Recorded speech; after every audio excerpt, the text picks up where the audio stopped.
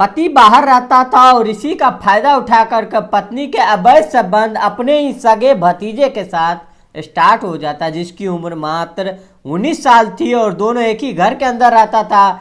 उससे संबंध बनते प्रेम कहानी बड़ी प्यारी चल रही थी, कोई किसी के कानों कानों खबर नहीं था। लेकिन एक दिन कुछ ऐसा होता है या फिर 2 कत्ल हो जाता है और 2 कत्ल के बाद इस घटना का खुलासा होता है। हर कोई हैरान था कि चाची भतीजी की प्रेम कहानी में 2 कत्ल हो गए और प्रेम कहानी की शुरुआत कैसे हुई, कत्ल कैसे हुआ। जब हम ये पूरी घटना को बताएंगे तो आप हैरान हो जाएंगे और ये घटना जानना इसीलिए जरूरी है कि इस टाइम पे हद से ज़्यादा रिश्तों में अवैध संबंध हो रहे हैं, क्योंकि रिश्तों में होता है एक दूसरे के पास आना, एक दूसरे के साथ रहना, किसी को कोई शक ना होना, और इसी का फायदा उठा के लोग एक दूसरे से संबंध बना लेते हैं। और इसका अंजाम क्या होता है फिर इस वीडियो में आपको पता चलेगा। चलते और विस्तार से हमेशा की तरह पूरी शुरू से जानते कहानी को चलते हैं। दोस्तों, मेरा नाम कौशल है। उम्मीद है आप सब अच्छे होंगे, सुरक्षित होंगे। और जो आज की घटना है उत्तर प्रदेश की लखनऊ की है, जहां की ग्रामीण इलाका है महिलाबाद थाना है और वहां के ईसापुर गांव है। वहां 15 जनवरी की सुबह जब एक दूध वाला आया दूध बांटने के लिए और वहां घर के दरवाजे पे पहुंचता है और घर पे दरवाजे बजाता है और वो दरवाज़ा प्रकाश का है और प्रकाश वहाँ अपनी पत्नी गीता के साथ रहता है। वो काफ़ी देर तक गेट बजाता है और गेट बजाने के बाद चला जाता है, फिर कोई नहीं आता है। और उसके बाद फिर कोई और आता है, फिर पड़ोसी आते हैं। लगभग 11 से 12 बज चुके थे, लेकिन आज प्रकाश का गेट नहीं खुला था और ना प्रकाश की पत्नी बाहर आई थी। जो गाँव के लोग थे वो हैरान हो जाते कि आखिरकार अंदर से गेट बंद और कोई बाहर नहीं निकला। पूरे गांव के लोग इस पे ध्यान देते हैं, शहर में तो ध्यान इतना नहीं देते हैं। शहर में कोई इंसान ना भी बाहर आए तो कोई मतलब नहीं होता है, लेकिन गांव में औरतें आती है और गीता को आवाज़ लगाती है, लेकिन गीता नहीं खोलते हैं। उसके बाद जो प्रकाश के भाई था, जो बताया जाता है कि अंदर से गेट बंद था और सुबह से 12 बज चुका था, अभी से कोई बाहर नहीं आया। जो प्रकाश के भाई थे वो बताते हैं कि प्रकाश 15 दिन पहले मुंबई में है, सिर्फ उसकी पत्नी और उसकी बेटी है। और उसके बाद प्रकाश का भाई आता है, गेट को बजाता है कि शायद अंदर से कोई आ जाए, लेकिन कोई नहीं आता है। और आखिरकार गांव के लोग एक सीढ़ी लेके आते हैं और घर पे लगाई जाती है और एक लड़की सीढ़ी से ऊपर चढ़ती है और अंदर जाती है। और जैसे ही नीचे पहुंचती है तो अंदर का जो माहौल था वो देख के उसकी चीख निकल जाती है, क्योंकि गीता जमीन पे खून पे तरबतर पड़ी हुई थी और उसके पास ही उसकी 7 साल की बच्ची वहीं पड़ी हुई थी। दोनों की मौत हो चुकी थी। फौरन वो चीखती है, ऊपर भागती है और बताती है कि वो दोनों खून में तरबतर पड़ी हुई है, उसकी हालत बहुत ख़राब हो चुकी थी। फौरन गांव के लोग महिलाबाद थाना को सूचना देती है और पुलिस मौका पे पहुंचती है और फिर दूसरे पुलिस वाले घर के अंदर पहुंचते हैं और गेट जो था वो अंदर से लॉक था। अब लग रहा था पुलिस वाले को कि जो गीता की उम्र 28 साल है, उसकी बेटी की उम्र 7 साल, ये देख के लग रहा था कि भारी भरकम जिससे सर पे वार किया गया और चाकू से भी सीने पे हमला किया गया है। बच्चे की भी हत्या कर दिया गया है। पुलिस को लग रहा है कि शायद चोरी का मामला है, क्योंकि गेट तो अंदर से बंद था। जो भी ऊपर से आया होगा और छत से कूद कर आया होगा और फौरन फोरेंसिक टीम पहुंचती है, वहां पे डॉग स्क्वाड पहुंचती है और पुलिस छानबीन में लग जाती है।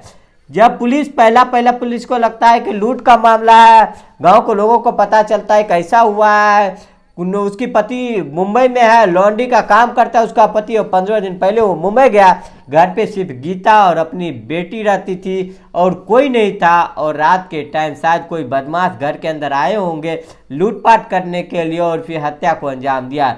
लेकिन पुलिस जब घर में देखती है तो घर का माहौल देख के लगता है कि यहाँ पे कोई लूट नहीं हुई है, क्योंकि सामान सारा जैसा का जैसा वैसा ही रखा हुआ है। सामान इधर से उधर थोड़ा भी नहीं कुछ किया गया था।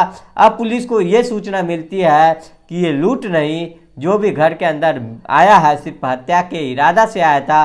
प्रकाश की दुश्मनी के बारे में पता किया जाता है कि शायद प्रकाश की किसी के साथ दुश्मनी हो या फिर कुछ और मामला हो, लेकिन दुश्मनी भी किसी से नहीं मिलती है। और आखिरकार पुलिस जो गीता थी उसकी कॉल डिटेल्स निकाली जाती है कि आखिर लास्ट टाइम किससे बात हुई गीता से और किस किस से संबंध है। और जब पुलिस कॉल डिटेल्स निकाला जाता है तो पुलिस को एक नंबर मिलता है। वो नंबर मिलता है, उस नंबर से इस 11 महीने के अंदर 1694 कॉल किया गया है। सुबह कॉल की जाती है और सुबह से लेकर रात तक और रात से सुबह तक पूरे दिन और रात उससे बातचीत होती थी। लेकिन 20 दिन पहले से कोई कॉल नहीं था, सिर्फ एक आध बार कॉल किया गया था उससे, लेकिन बातचीत नहीं हुई थी। पुलिस नंबर निकालता है कि आखिरकार ये नंबर किसका है, किससे बातचीत होता है। जब पुलिस पता करती है तो पता चलता है कि ये नंबर विकास गन्नौजिया का है, जो गांव का ही रहने वाला है। और जो ये महिला थी उसका भतीजा था, वो प्रकाश का भतीजा है वो, और उसी से महिला की बातचीत होती है। और वो विकास को पुलिस ढूंढने में लग जाता है। विकास गांव में नहीं था, उसका नंबर का लोकेशन निकाला जाता है और उसको गिरफ्तार कर लेती है। और विकास को गिरफ्तार कर लेता है और विकास को गिरफ्तार करने के बाद पूछताछ की जाती है कि तुम्हारी जो चाची थी उससे क्या संबंध है, तुम्हारी इतनी बातें क्यों होती थी और फिर बातें बंद क्यों हुई, मामला क्या है, जल्दी से अपनी गुनाह और जुल्म कबूल कर लो। जो विकास गन्नौजिया था उसका भतीजा वो टूट जाता है और बताता है कि मैंने ही अपनी चाची को हत्या किया और हत्या करने की वजह यह है कि मेरी चाची मेरी प्रेमिका थी। मेरी प्रेम कहानी लॉकडाउन में स्टार्ट हुई थी क्योंकि मेरे चाचा यहाँ रहते नहीं है और मेरे घर पे यहाँ आना जाना शुरू था और उसी टाइम पे लॉकडाउन में ही इसे घर पे रहा और फिर मेरे संबंध बने, सब कुछ हुआ और प्रेम कहानी मेरे बराबर चल रही थी। मैं अपनी चाची को गिफ्ट देता, मांगे मांगे तोहफे देता था। और जो विकास गन्नौजिया है वो 1-2 बार कतर भी गया और कतर चला गया था वहाँ पे काम के सिलसिले में, लेकिन अपनी चाची के कहने पे वहाँ से वापस भी आ गया काम का छोड़ के, क्योंकि ये चाची से ये शिद्दत वाला प्यार करता था। लेकिन अब कुछ महीने पहले चाची ने इसे पीछे छुड़ाना चालू कर दिया। गीता इसे बातचीत करना बंद कर दिया और ये परेशान था। ये बातचीत करने की तमाम कोशिश कर रहा था, लेकिन 20 दिन पहले से जो इसकी चाची थी वो इससे कोई बात नहीं किया, फ़ोन काट रही थी, इसका नंबर ब्लॉक कर दिया। ये हर प्रयास कर रहा था गीता को समझाने के बुझाने का, लेकिन गीता मानने को तैयार नहीं थी। और 15 जनवरी को ये गीता से मिलने आते ही रात के टाइम ये मिलने के लिए आती है और चुपके से आती है। बिजली का खंभा है उससे चढ़ जाता है और गीता के घर में कूद जाता है और नीचे उतर के जब पहुंचता है नीचे तो इसके पैर से बर्तन गिर जाता है, उसकी आंख खुल जाती है।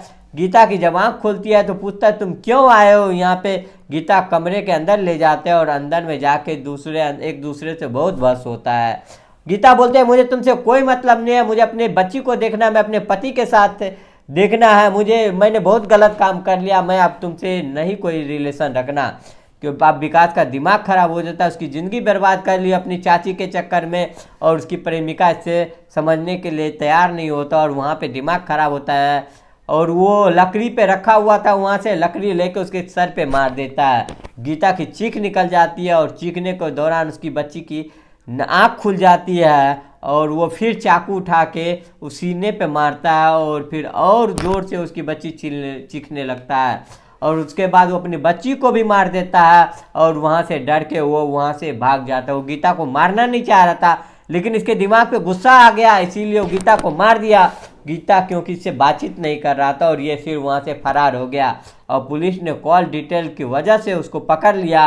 और जब खबर पति को पता चला, गांव को पता चला, किसी को यकीन नहीं हो रहा था कि चाची भतीजे का संबंध ऐसा था कि किसी को खबर नहीं था कानो कानो। तो इस घटना और इस वीडियो से ये भी सीख मिलती है कि अगर आपके संबंध किसी रिश्ते में है और या किसी से भी है, अवैध संबंध, गलत संबंध या किसी शादीशुदा महिला से या किसी से भी, तो अगर इस चीज़ का खुलासा अगर वो बातचीत नहीं करना चाहता है, अगर आप जोर ज़बरदस्ती करते हैं, आप किसी से भी जोर ज़बरदस्ती पीछे पड़ते हैं, तो ऐसा ही होता है। फिर गुस्से में आके इंसान ऐसे ही कदम उठाता है। तो आप सावधान रहें, ऐसे चक्कर में ना पड़े, खुद को बचाए रखें। आप इस घटना पे क्या बताएंगे, क्या भतीजे ने सही किया या गलत किया है, आप कमेंट बॉक्स में जरूर बताइएगा। बस इस वीडियो में इतना ही, मिलते हैं नेक्स्ट वीडियो में, तब तक के लिए जय हिंद, जय भारत।